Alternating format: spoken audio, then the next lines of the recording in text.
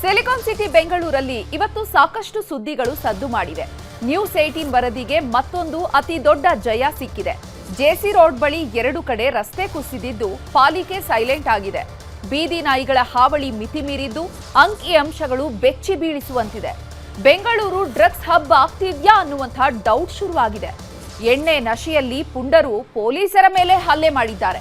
ಈ ಸುದ್ದಿಗಳ ಮಧ್ಯೆ ರಾಜಧಾನಿಯಲ್ಲಿ ಅಂಡರ್ ಪಾಸ್ಗಳು ಅವ್ಯವಸ್ಥೆಯ ತಾಣವಾಗಿದೆ. ಈ ಕುರಿತು ನಮ್ಮ ರಿಪೋರ್ಟರ್ಸ್ ಗ್ರೌಂಡ್ ರಿಪೋರ್ಟ್ ಮಾಡಿದ್ದಾರೆ.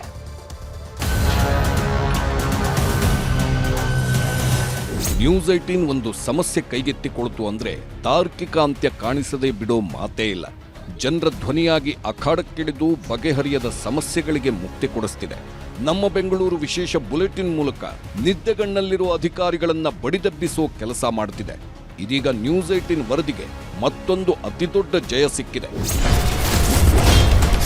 ಬಿಡಿಎಸ್ ನಗರದ ಜನರ ಸಮಸ್ಯೆಗೆ ಪರಿಹಾರ. ನ್ಯೂಸ್ 18 ವರದಿ ಬಿತ್ತರವಾಗ್ತಾ ಇದ್ದಂತೆ ಶುದ್ಧ ನೀರು. ಒಂದೇ ವಾರದಲ್ಲಿ ಎಚ್ಚೆತ್ತ ಜಲಮಂಡಳಿ.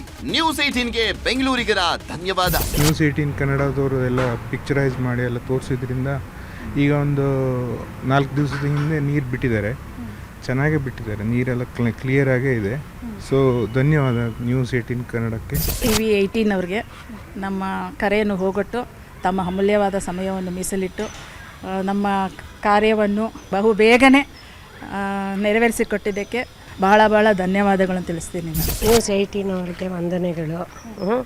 ನಮಗೆ ನೀರು ಕೊಟ್ಟಿದ್ದಕ್ಕೆ ನಮಗೆ ತುಂಬ ಖುಷಿ ಆಯಿತು. ಕ್ಲಿಯರ್ ಆಗಿದೆ, ಏನು ಸಮಸ್ಯೆಗಳಿಲ್ಲ ನಮಗೆ. ಅದು ನೀವು ತಿಳ್ಕೊಂಡು ನಮಗೆ ಸಪೋರ್ಟ್ ಮಾಡಿದ್ದಕ್ಕೆ ತುಂಬ ಕೃತಜ್ಞತೆಗಳು. ಜನಪರ ಕಾಳಜಿಯೊಂದಿಗೆ ನ್ಯೂಸ್ 18 ಸಾಲು ಸಮಸ್ಯೆ ಬಗೆಹರಿಸುತ್ತಿದೆ. ಇದೀಗ ಮತ್ತೊಂದು ಸಮಸ್ಯೆಯ ಬೆನ್ನು ಬಿದ್ದಿದೆ ನಮ್ಮ ಬೆಂಗಳೂರು ಟೀಮ್.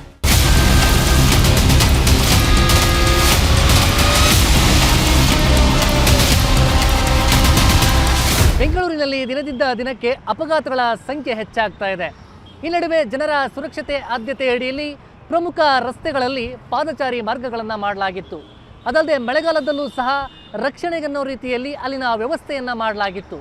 ಆದರೆ ಈಗ ನಗರದಲ್ಲಿರುವಂತಹ ಪಾದಚಾರಿ ಮಾರ್ಗಗಳ ಸ್ಥಿತಿಗತಿ ಹೇಗಿದೆ ಎಂಬುದರ ಬಗ್ಗೆ ನಮ್ಮ ನ್ಯೂಸ್ 18 ಟೀಮ್ ರಿಯಾಲಿಟಿ ಚೆಕ್ ನಡೆಸಿದೆ, ನೋಡಿ.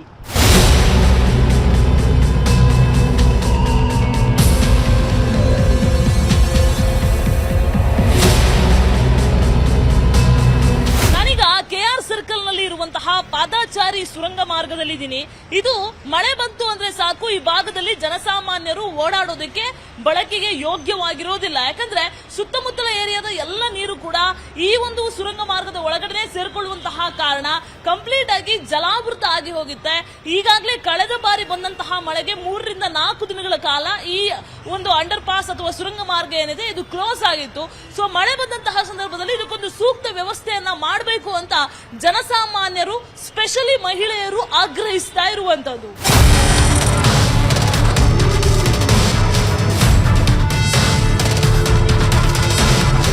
ಗ್ರೇಟರ್ ಬೆಂಗಳೂರು ಪ್ರಾಧಿಕಾರ ವ್ಯಾಪ್ತಿಯಲ್ಲಿ ಸುಮಾರು 36 ಪಾದಚಾರಿ ಅಂಡರ್ ಪಾಸ್ಗಳಿವೆ.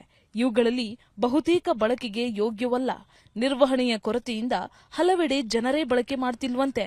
ಈ ಬಗ್ಗೆ ನ್ಯೂಸ್ 18 ಪ್ರಶ್ನೆ ಮಾಡಿದಾಗ ಜಿಬಿಎ ಮುಖ್ಯ ಆಯುಕ್ತ ಮಹೇಶ್ವರ್ ರಾವ್ ಅವರೇ ಒಪ್ಪಿಕೊಂಡಿದ್ದಾರೆ. ಜನ ಹಲವು ಕಡೆ ಪಾದಚಾರಿ ಅಂಡರ್ ಪಾಸ್ ಉಪಯೋಗ ಮಾಡ್ತಿಲ್ಲ, ಕೆಲವು ಜಾಗದಲ್ಲಿ ಮಾತ್ರ ಬಳಕೆ ಮಾಡ್ತಾರೆ. ಬಳಕೆ ಮಾಡದೇ ಇರೋ ಕಡೆ ಡೆಮೊಲಿಷನ್ ಮಾಡೋ ಬಗ್ಗೆ ಆಲೋಚನೆ ಮಾಡ್ತೀವಿ. ಈ ಬಗ್ಗೆ ಚರ್ಚೆ ಆಗ್ತಿದೆ ಎಂದಿದ್ದಾರೆ.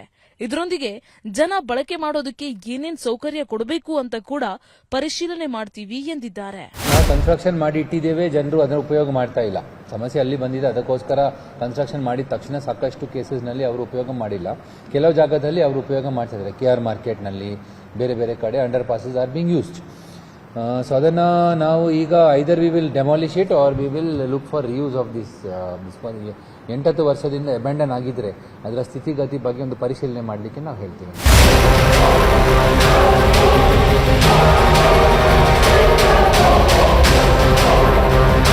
ಅಂದರೆ ನೀರು ತುಂಬಿಕೊಂಡಿರುತ್ತಲ್ವಾ, ಮೊನ್ನೆ ಮಳೆ ಬಂದಾಗೆಲ್ಲ ತುಂಬಿಕೊಂಡಿತ್ತು. ಅದಾದ್ಮೇಲೆ ಒಂದು 2 ಡೇಸ್ ಆದ್ಮೇಲೆ ಓಪನ್ ಮಾಡಿದ್ದಾರೆ. ಹೆಂಗ್ ನಡ್ಕೊಂಡು ಹೋಗೋದು? ನೀರು ತುಂಬಿಕೊಂಡ್ರೆ ಹೆಂಗ್ ಹೋಗಕ್ಕಾಗತ್ತೆ? ಜನ ಅಷ್ಟು ಬುದ್ಧಿ ಇರ್ಬೇಕಲ್ವಾ, ಮಾಡ್ಬೇಕು ಕರೆಕ್ಟಾಗಿ. ಸುಮ್ಮನೆ ಗ್ರೇಟರ್ ಬೆಂಗಳೂರು ಅದು ಇದು ಅಂತಾರೆ, ಯಾವುದು ನೆಟ್ಟಗಿಲ್ಲ, ಯಾವುದೂ ಸರಿ ಇಲ್ಲ ಬಿಡಿ. ಎಲ್ಲಿ ಮಾತ್ರ ಸರಿ ಮಾಡ್ತಿದ್ದಾರೆ, ಎಲ್ಲೂ ಕೆಲಸಗಳು ಆಗ್ತಾ ಇಲ್ಲ, ಯಾವುದು ಸರಿಯಾಗಿ ಯಾವ ಕಡೆನೂ ಸರಿಯಾಗಿ ಕೆಲಸ ಆಗ್ತಾ ಇಲ್ಲ. ನೀಟ್ನೆಸ್ ಇಲ್ಲ ಅಲ್ಲಿ ನೋಡಿ, ವಿಧಾನಸೌಧ ಹತ್ರ ಅಂತ ಇದು ಒಳ್ಳೊಳ್ಳೆ ಇದು ಅಂತೆ, ಹೆಂಗಿದೆ ಸರ್ಕಾರಿ ಕಚೇರಿಗಳಂತೆ, PWD ಅಂತೆ, ಏನಿದೆ ಇಲ್ಲಿ ಇಷ್ಟು ನೀಟ್ನೆಸ್ಸು? ಟ್ಯಾಕ್ಸ್ಗಳು ನೋಡಿದ್ರೆ ಅಷ್ಟು ಟ್ಯಾಕ್ಸು. ಸ್ವಲ್ಪ ಕಷ್ಟ ಆಗುತ್ತೆ, ರೋಡ್ ದಾಟಕ್ಕೂ ಕಷ್ಟ, ನೀರು ನಿಂತ್ಕೊಬಿಟ್ರೆ ಹೋಗೋಕ್ಕಾಗಲ್ಲ.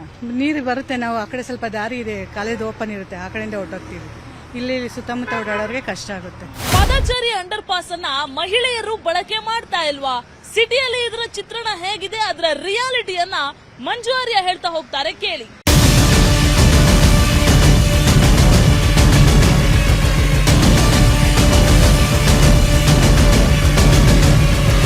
ಬೆಂಗಳೂರಿನಲ್ಲಿ ಪಾದಚಾರಿ ಅಂಡರ್ ಪಾಸ್ಗಳು ಎಷ್ಟು ಮುಖ್ಯ? ಮಹಿಳೆಯರು ನಿಜಕ್ಕೂ ಕೂಡ ಅಷ್ಟೇ ಆ ಒಂದು ಪಾದಚಾರಿ ಅಂಡರ್ ಪಾಸನ್ನು ಬಳಕೆ ಮಾಡ್ತಿದ್ದಾರ? ಒಳಗಡೆ ಯಾವ ರೀತಿಯಂಥ ವ್ಯವಸ್ಥೆ ಇದೆ? ಮಹಿಳೆಯರಿಗೆ ಅಂಡರ್ ಪಾಸ್ಗಳು ಸೇಫಾ ಇಲ್ವಾ ಅನ್ನುವಂಥದ್ದು ರಿಯಾಲಿಟಿ ಚೆಕ್ಕನ್ನು ಇವತ್ತು ನಾನು ನಿಮಗೆ ತೋರಿಸ್ಕೊಡ್ತೀನಿ.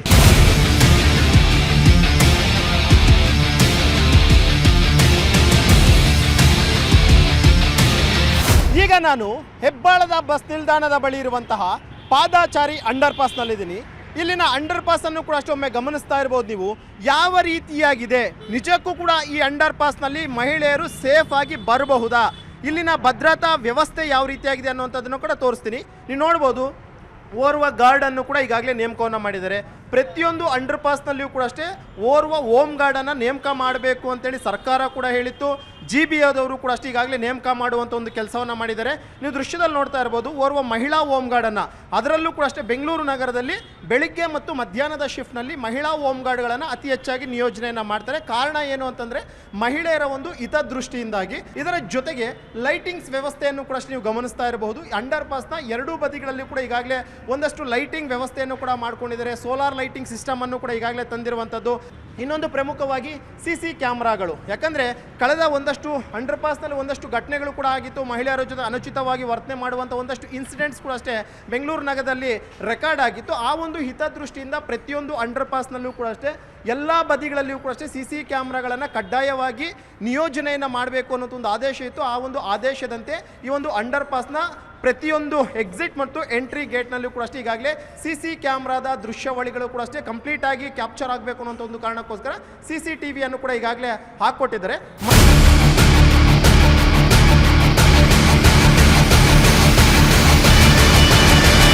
ಅಂಡರ್ ಪಾಸಿಂದ ನಮ್ಗೆ ಏನಂದರೆ ಯೂಸಸ್ಸು, ಆ ಕಡೆಯಿಂದ ಈ ಕಡೆಗೆ ಓಡಾಡಬೇಕಂದ್ರೆ ಇವು ಜಾಸ್ತಿ ವೆಹಿಕಲ್ಸು ಓಡಾಡ್ತಿರ್ತವೆ, ಆಕ್ಸಿಡೆಂಟ್ಸು ಆಗ್ತಿರ್ತವೆ. ಇಲ್ಲಿಂದ ಆದರೆ ನೀವು ಕೆಳಗಡೆಯಿಂದ ಹೋಗ್ಬೋದು. ಇಲ್ಲಿ CC ಕ್ಯಾಮ್ರಾ ಇರುತ್ತೆ, ಒಂದು ಪೊಲೀಸವರು ಇರುತ್ತಾರೆ, ನಮಗೂ ಸೆಕ್ಯೂರಿಟಿ ಇರುತ್ತೆ. ಸೊ ಇದು ಜಾಸ್ತಿ ಯೂಸಸ್ ಅಂತ ಹೇಳ್ತಾ ಇದ್ದೀವಿ ನಾವು. 3 ಶಿಫ್ಟ್ ಇದೆ ಸರ್. 3 ಜನನೂ ಕೆಲಸ ಮಾಡ್ತೀವಿ. ಫಸ್ಟ್ ಶಿಫ್ಟ್ ಒಬ್ಬರಾದರೆ ಮತ್ತು ಸೆಕೆಂಡ್ ಶಿಫ್ಟಲ್ಲಿ ಬೇರೆಯವರು, ಮತ್ತು ನೈಟ್ ಶಿಫ್ಟಲ್ಲಿ ಬಾಯ್ಸ್ ಇರ್ತಾರೆ ಸರ್. 3 ಜನನೂ ಶಿಫ್ಟ್ ಚೇಂಜ್ ಮಾಡ್ಕೊಂಡು ಮಾಡ್ತಾ ಇರ್ತೀವಿ ಸರ್. ಏನೆಲ್ಲ ಫೆಸಿಲಿಟೀಸ್ ಇದೆ ಇಲ್ಲಿ? ಎಲ್ಲ CC ಕ್ಯಾಮರಾನೂ ಇದೆ, ಎಲ್ಲ ಲೈಟ್ಸ್ನೂ ಇದೆ, ಎಲ್ಲ ಫೆಸಿಲಿಟಿ ಇದೆ ಸರ್, ಏನೂ ತೊಂದರೆ ಇಲ್ಲ. ತುಂಬ ಇಂಪಾರ್ಟೆಂಟ್ ಇದೆ, ಯಾಕಂದರೆ ತುಂಬ ಟ್ರಾಫಿಕ್ ಇರುತ್ತೆ, ಓಡಾಡೋಕ್ಕೆ ತುಂಬ ಕಷ್ಟ ಆಗುತ್ತೆ.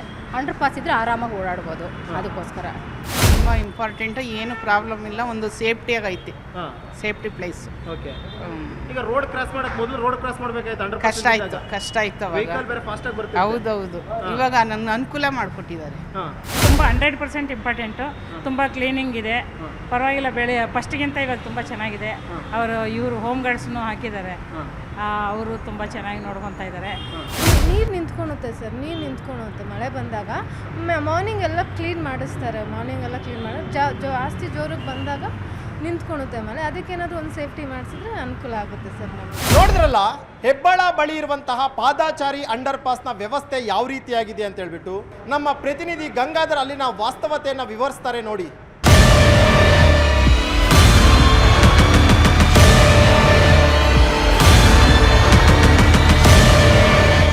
ನಗರದ ರಸ್ತೆಗಳಲ್ಲಿ ಪಾದಚಾರಿ ಮಾರ್ಗಗಳನ್ನು ಮಾಡಿದ್ದು ಜನರ ಅನುಕೂಲಕ್ಕಾಗಿ. ಅದರಲ್ಲೂ ಮಹಿಳೆಯರು ಮತ್ತು ಮಕ್ಕಳ ಸುರಕ್ಷತೆ ಆದ್ಯತೆಯಡಿಯಲ್ಲಿ ಹೆಚ್ಚಿನ ಒತ್ತನ್ನು ಕೊಡಲಾಗಿತ್ತು. ಆದರೆ ಈಗ ಕೆಲವೊಂದು ಪಾದಚಾರಿ ಮಾರ್ಗಗಳು ಚೆನ್ನಾಗಿದ್ದರೆ ಕೆಲವೊಂದು ಮೇಂಟೆನೆನ್ಸ್ ಇಲ್ಲದೆ ಅಭದ್ರತೆಯ ಗೂಡಂತಾಗಿದೆ.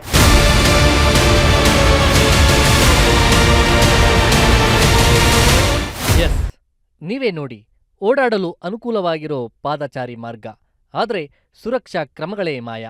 ಹೀಗೆ ಅಲ್ಲಲ್ಲಿ ಕಿತ್ತೋಗಿರೋ ಶೀಟ್, ಕೇವಲ ಒಂದು ಕಡೆ ಮಾತ್ರ ಬಲ್ಬ್ನಿಂದ ಬರ್ತಿರೋ ಬೆಳಕು, ಹಗಲುತ್ತಲೇ ಕತ್ತಲಮಯವಾಗಿರೋ ಅಂಡರ್ ಪಾಸ್, ಅದರಲ್ಲೇ ಓಡಾಡ್ತಿರೋ ಮಹಿಳೆಯರು, ಜನ.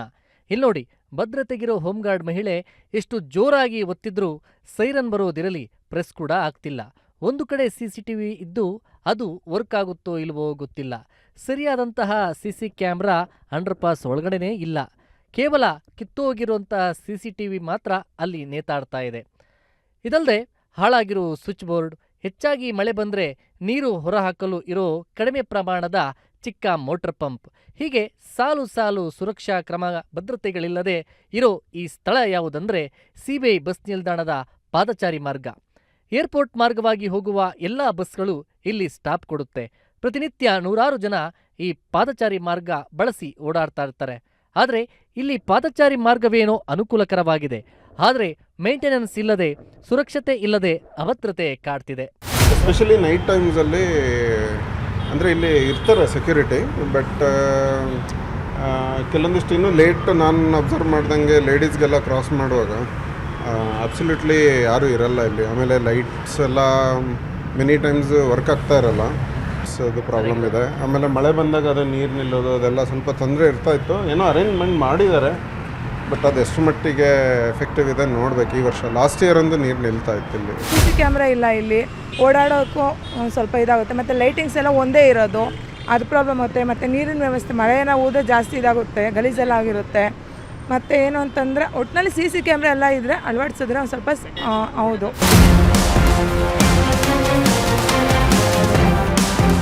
ನೋಡಿದ್ರಲ್ಲ, ಇನ್ನು ಮತ್ತೊಂದು ಅಂಡರ್ ಪಾಸ್ನಲ್ಲಿರುವಂತಹ ವ್ಯವಸ್ಥೆ, ಅಲ್ಲಿನ ಸ್ಥಿತಿಗತಿಗಳು ಹೇಗಿದೆ ಎಂಬುದರ ಬಗ್ಗೆ ನಮ್ಮ ಮುನ್ರಾಜು ಹೇಳ್ತಾರೆ ನೋಡಿ.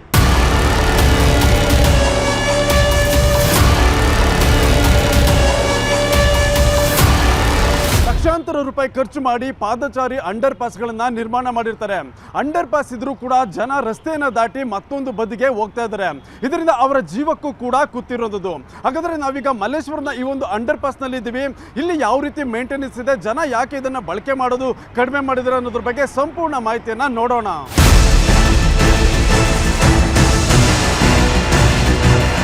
ನಾವೀಗ ಮಲ್ಲೇಶ್ವರದ ಈ ಒಂದು ಅಂಡರ್ ಪಾಸ್ ಬಳಿ ನೋಡ್ತಾ ಇದ್ರೆ ಬಹುತೇಕ ಸಾರ್ವಜನಿಕರು ಇದನ್ನ ಬಿಟ್ಟು ರಸ್ತೆಯನ್ನು ದಾಟಿ ಮತ್ತೊಂದು ಬದಿಗೆ ಓಡಾಡುವಂತ ದೃಶ್ಯಗಳು ಕೂಡ ಇಲ್ಲಿ ಸಾಮಾನ್ಯವಾಗಿ ಕಂಡು ಬರುತ್ತೆ.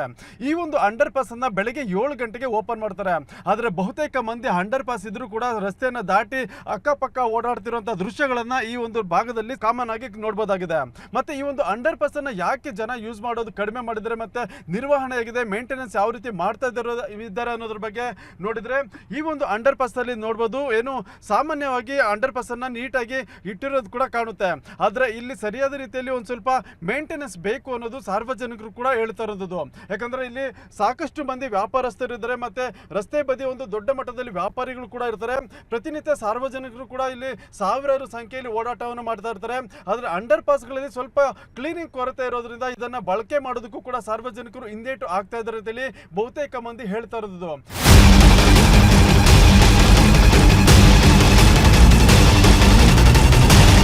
ಓಡಾಡ್ತಾರೆ ಇವತ್ತಿಲ್ಲ ಸರ್, ಶನಿವಾರ ಭಾನುವಾರ ಫುಲ್ ಬಿಸಿ ಇರುತ್ತೆ, ಏನು ಸಮಸ್ಯೆ ಇಲ್ಲ ಸರ್. ನೋಡ್ತಾ ಇದ್ದೀರಲ್ಲ ಎಷ್ಟು ನೀಟಾಗಿದೆ ಅಂತ, ನಿಮಗೆ ಗೊತ್ತಿದೆ. ಬೆಳಿಗ್ಗೆ 7 o'clock ಓಪನ್ ಮಾಡ್ತೀವಿ, ಬೇರೆ ಬಂದು ಲೇಡೀಸ್ ಬಂದು ಮಾಡ್ತಾರೆ, ಮತ್ತು ನಾವು ಮಾಡ್ಕೊಳ್ತೀವಿ ಸರ್. ಅಂಡರ್ ಪಾಸ್ ಎಲ್ಲರಿಗೂ ಮುಖ್ಯವಾಗಿದೆ, ಯಾಕಂದರೆ ಇಲ್ಲಿ ರಸ್ತೆ ದಾಟಲಿಕ್ಕೆ ತುಂಬ ತೊಂದರೆ ಆಗಿದೆ. ಮತ್ತು ಟ್ರಾಫಿಕ್ ಸಮಸ್ಯೆ, ಬಸ್ಗಳು ಓಡಾಡುತ್ತೆ, ವೆಹಿಕಲ್ಸ್ ಓಡಾಡುತ್ತೆ. ವೃದ್ಧರು ಬಂದರೆ ಅಥವಾ ಕೈಕಾಲು ಇಲ್ಲೇ ಇರೋರು ಬಂದರೆ, ಶಕ್ತಿ ಅವ್ರಿಗೆ ಬಂದರೆ ಅದು ರಸ್ತೆ ದಾಟಿಕ್ಕಾಗಲ್ಲ. ಅದಕ್ಕೆ ಅಂಡರ್ ಪಾಸ್ ಬೇಕೇ ಬೇಕು ನಮಗೆ. ಈ ಕಾಮಗಾರಿ ಸ್ವಲ್ಪ ಬೇಗ ಇದಾಗಿ ಅಲ್ಲಿಂದ ಅಲ್ಲಿವರೆಗೂ ಹೋಗೋಷ್ಟು ಆದರೆ ಸಾಕು, ನಮಗೂ ಅನುಕೂಲ ಆಗುತ್ತೆ. ಅಂಡರ್ ಪಾಸು ಎಲ್ಲರಿಗೂ ಅದೊಂದು ಇದಾಗುತ್ತೆ, ಮೇಂಟೈನ್ ಆಗುತ್ತೆ. ಸ್ವಲ್ಪ ಊರಿಂದ ಬಂದವ್ರಿಗೆ ಮಾಡಿದವ್ರಿಗೆ ಗೊತ್ತಾಗಲ್ಲ ಅಂತಂದರೆ ರೋಡ್ ದಾಟ ಹೋಗ್ತಾರೆ. ಸ್ವಲ್ಪ ಅಕ್ಕಪಕ್ಕದವರು ಹೇಳ್ಬೇಕು, ಆ ಕಡೆಯಿಂದ ಹೋಗಬೇಡಿ, ಈ ಕಡೆಯಿಂದ ಹೋಗಿ, ಇಲ್ಲಿ ಹೋಗಿ, ತೊಂದರೆ ಆಗುತ್ತೆ ಅಂತ ಹೇಳಬೇಕು. ಅಲ್ಲಿ ಜಾಸ್ತಿ ಜನ ಲೈಕ್ ಅಲ್ಲಿ ಅಷ್ಟೊಂದು ಕ್ಲೀನ್ಲಿನೆಸ್ ಇಲ್ಲ, ಅಷ್ಟೊಂದು ಹೋಗೋಕ್ಕಾಗಲ್ಲ ಅವರು. ಮತ್ತು ಅಲ್ಲೊಂದು ಬ್ಯಾಡ್ ಸ್ಮೆಲ್ ಬರುತ್ತೆ, ಜಾಸ್ತಿ ಜನ ಪರ್ಚೇಸ್ ಮಾಡೋಕ್ಕೆ ಕೈ ಹಂಗೆ ಎಳಿತಾರೆ. ಸೊ ಒಂದು ಸ್ವಲ್ಪ ಅದು ಅನ್ಕಂಫರ್ಟೇಬಲ್ ಆಗುತ್ತಂತ ಮೇ ಬಿ ರೋಡ್ ಹತ್ರ ಬರ್ತಾರೆ. ಅಂಡರ್ ಪಾಸ್ ಸರಿ ಇದ್ದಿದೆ, ಎಲ್ಲ ಅಲ್ಲಾಸೆ ಬಂದಿರೋ. ಅಂಡರ್ ಪಾಸೇ ಸರಿ ಇಲ್ಲ ಅಂದಮೇಲೆ ಅಲ್ಲಾಸ್ ಬರೋಕ್ಕೆ ಹೆಂಗಾಗುತ್ತೆ ಸರ್? ಆಲ್ಮೋಸ್ಟ್ ಇನ್ನೇನು ಅಂಡರ್ ಪಾಸ್ ಎಲ್ಲ ಬಂದ್ಬಿಟ್ಟು ಅಲ್ಲಲ್ಲೇ ಇವ್ರೇನು ಪಾಸ್ ಮಾಡ್ತಾರೆ, ಉಗಿತಾರೆ, ಎಲ್ಲ ಅಲ್ಲೇ ಇದು ಮಾಡೋದ್ರಿಂದ ಅಂಡರ್ ಪಾಸ್ ಚೆನ್ನಾಗಿದೆ, ಅಲ್ಲಾಸೆ ಬರೋದು ಜನಗಳು. ಅಂದರೆ ಕೆಲವ್ರಿಗೆ ಬೇರೆ ಕಡೆ ಎಲ್ಲ ನೋಡಿದಾಗ ಭಯ ಇರುತ್ತಲ್ಲ, ಅಂಡರ್ ಪಾಸ್ ಗಲೀಜಿರುತ್ತೆ ಆ ಥರ ಅಂತ, ಅಂಥವ್ರು ಅಯ್ಯೋ ಗಲೀಜಿರತ್ತೆ ಅಂತ ಓಡಾಡ್ತಾರೆ. ಇನ್ನು ಕೆಲವ್ರು ಗೊತ್ತಿರೋ ಅಂಥವ್ರು ನೀಟ್ನೆಸ್ ಆಗಿದೆ, ಪರವಾಗಿಲ್ಲ, ಚೆನ್ನಾಗಿ ಇಟ್ಕೊಂಡಿದ್ದಾರೆ ಅಂತ ಓಡಾಡೋರೆಲ್ಲ ನೀಟಾಗಿ ಓಡಾಡ್ತಾರೆ.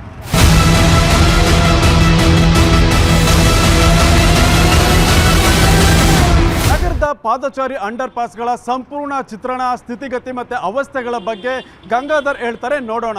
ನೋಡಿದ್ರಲ್ಲ ನಗರದಲ್ಲಿರುವಂತಹ ಪಾದಚಾರಿ ಮಾರ್ಗಗಳ ಚಿತ್ರಣವನ್ನ.